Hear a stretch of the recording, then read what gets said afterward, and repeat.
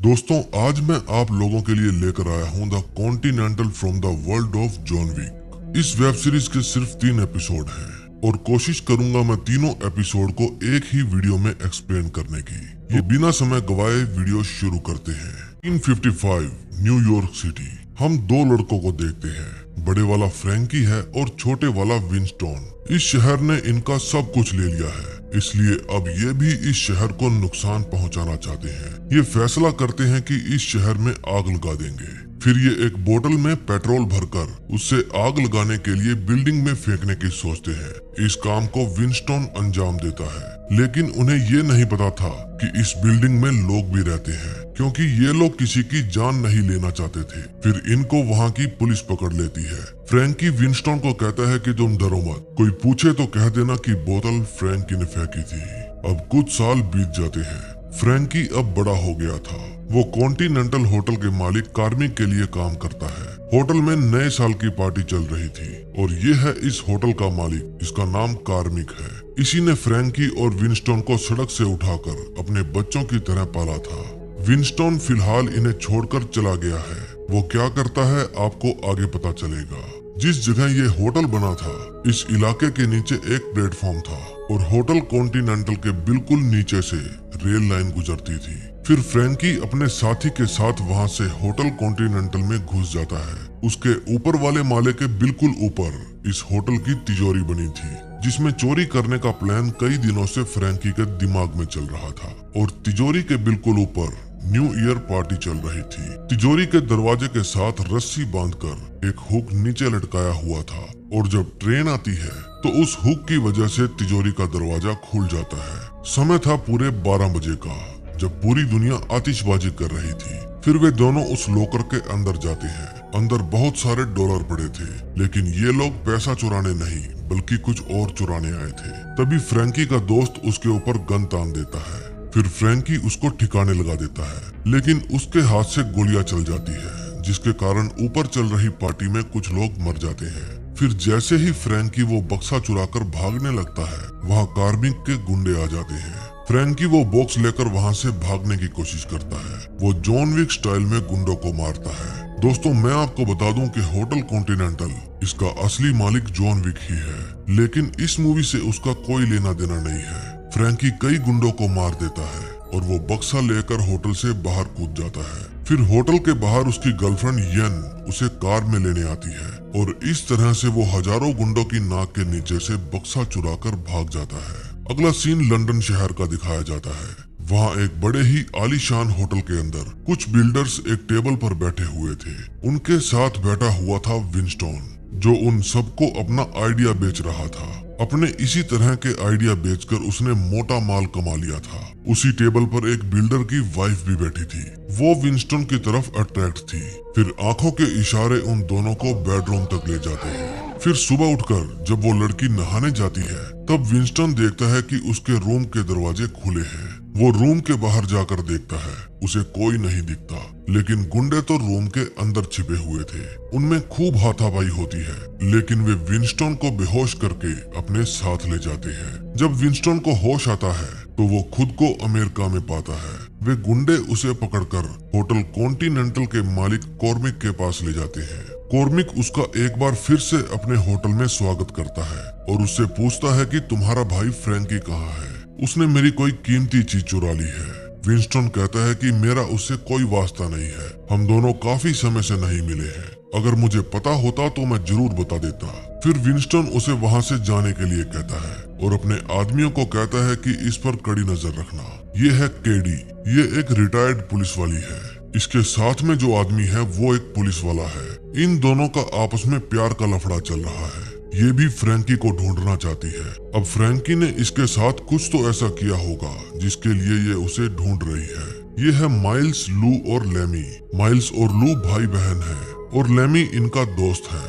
ये लोग भी लड़ाई में बहुत होशियार हैं। ये लोग इलीगल गन बेचने का धंधा करते हैं। लू इनके ऊपर भी नजर रखती है। क्या पता कहां से फ्रैंकी का सुराग मिल जाए। रात को विंस्टन अपने एक पुराने दोस्त चार्ली के पास जाता है। चार्ली उससे पूछता है कि तुम तो लंदन चले गए थे, फिर वापस यहाँ कैसे?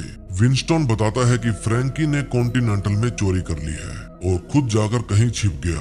फिर उस होटल के मालिक ने मुझे उठवा लिया। क्या तुम जानते हो कि फ्रैंकी कहाँ है? लेकिन चार्ली और उसके दोस्तों किसी को भी नहीं पता था कि फ्रैंकी कहाँ है। फिर चार्ली उसे एक एड्रेस देता है और कहता है कि ये चाइना टाउन में उस जगह हो सकता है। उसको अक्सर एक चाइनीज लड़की के साथ देखा गया है, लेकिन तुम उसे ढूंढकर क्या करोगे?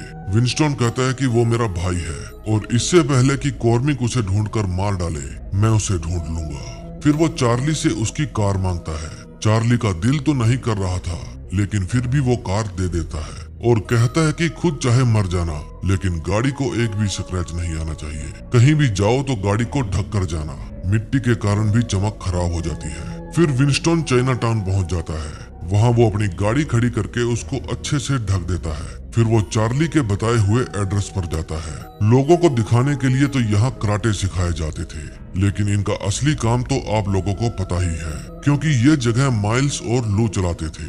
विंस्टन कहता है कि मैं यहाँ कराटे सीखने आया हूँ। मेरी लास्ट फाइट इतनी अच्छी नहीं रही, लेकिन लू कहती है कि तुम यहाँ के नहीं लगते, सीधे मुद्दे पर आओ। फिर विंस्टन बताता है कि मैं मेरे भाई फ्रैंकी को ढूंढ रहा हूँ। क्या तुमने कभी उसे देखा है? लू कहती है अभी की अभी दफा हो जाओ यहाँ से। तभी विंस्टन को अंदर से गोली चलने की आवाज आती है और वो अपनी गन निकालकर लू पर तान देता है। फिर लू उसे जमीन में बने तहखाने में लेकर जाती है। वहाँ उसे माइल्स मिलता है। वो पूछता है कि ये कौन है? लू बताती है कि ये फ्रैंकी का भाई है। वो कहता है मैंने गोली की आवाज सुनी और सोचा कि शायद मेरा भाई खतरे में होगा। फिर लू वहाँ से चली जाती है। विंस्टन पूछता है क्या आप लोग मेरे भाई को जानते हो? फिर वे उसे अपने हथियार वाले कमरे में लेकर जाते हैं। वे बताते हैं कि तुम्हारा भाई पहले हमारे साथ काम किया करता था। एक बार उसकी वजह से हमें नुकसान हो गया। हम कहीं पर गन का सौदा करने के लिए गए थे, लेकिन वो आया ही नहीं। फिर दूसरी पार्टी ने हम लोगों से गन लूट ली। सुना है उसने कॉन्टिनेंटल में भी चोरी कर ली। तुम अकेले नहीं हो जो उसे ढूंढ रहे हो। लेकिन फ्रैंकी की खास बात बताता हूँ, जब तक वो खुद नहीं चाहेगा उसे कोई नहीं ढूंढ सकता।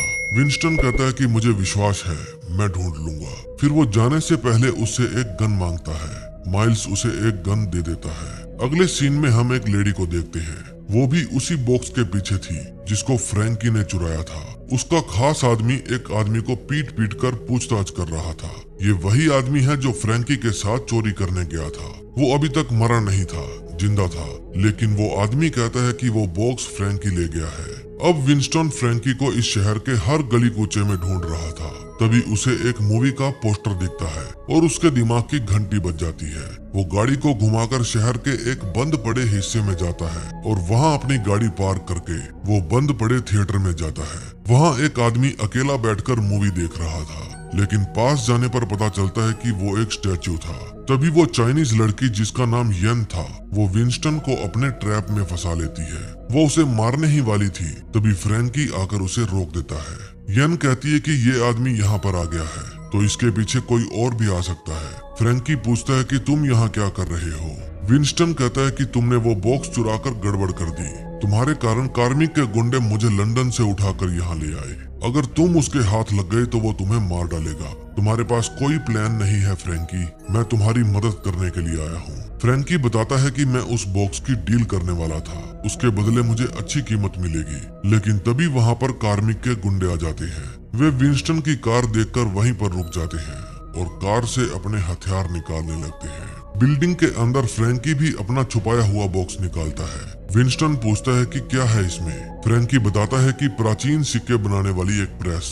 विंस्टन कहता है तो कार्मिक तुम्हें इस चीज के लिए मारना चाहता है। फ्रैंकी बताता है कि ये कॉर्मिक की नहीं है, बल्कि उनकी है जिनके लिए कॉर्मिक काम करता है। विंस्टन कहता है कि फ्रैंकी छोड़ो इस बीमारी को, मेरे पास बहुत रुपया है, हम यहाँ से कहीं दूर चलते हैं और तुम्हें जो कुछ भी चाहिए तुम्हारी हर ख्वाहिश मैं पूरी करूंगा। फिर उन्हें पता चलता है कि इस बिल्डिंग के अंदर कार्मिक के आदमी आ चुके हैं, इसलिए वे चुपके से वहां से खिसक लेते हैं। यन विंस्टन पर गुस्सा थी क्योंकि वे लोग उसी का पीछा करते हुए उसके घर में घुस आए थे। अब वे लोग चार्ली के पास जा रहे थे क्योंकि विंस्टन को लगता था कि इकलौता वही है जो इन दोनों की हेल्प कर सकता है। जब वो चार्ली के अड्डे पर जाता है तो चार्ली सबसे पहले अपनी कार को संभालता है। फिर वो उन दोनों का स्वागत करता है। यन को इन पर भरोसा नहीं था, इसलिए वो बाहर ही कहीं छिप जाती है।